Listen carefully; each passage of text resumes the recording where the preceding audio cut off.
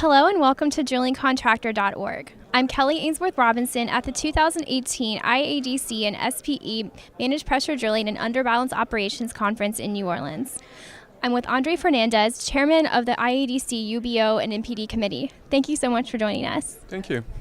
Andre, could you give us an overview of some of the projects that the committee is going to be working on this year and the status of those projects?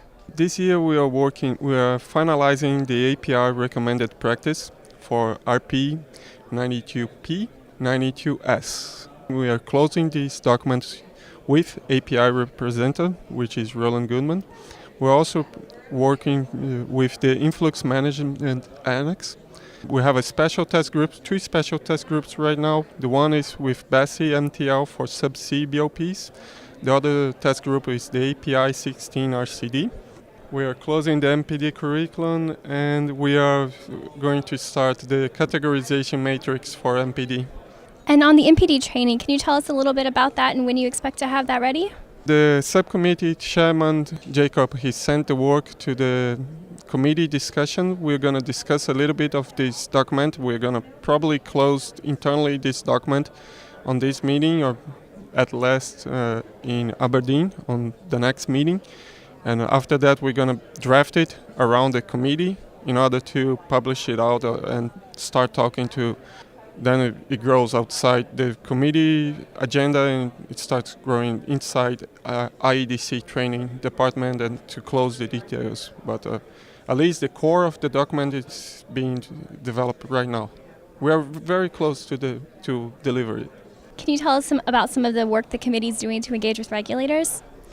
Bessie, on our last meeting in Houston, Bessie approached us and asked to have some presentation. We have two representatives from Bessie.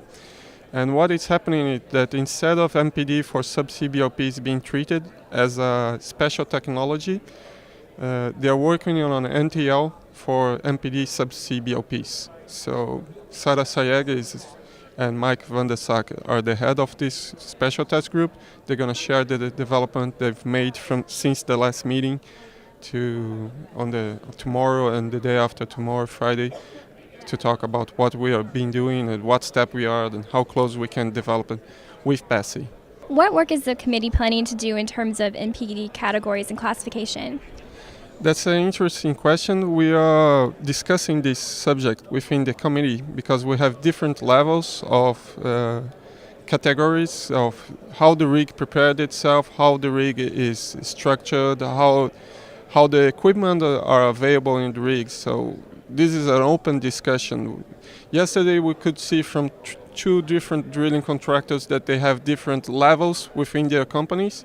And we, as IADC MPD UBO committee, we would like to have unified categorization in order to apples and not particular categorizations from different companies, in order to speak like a common language within the industry. What are your personal goals as the committee's chairman for this year?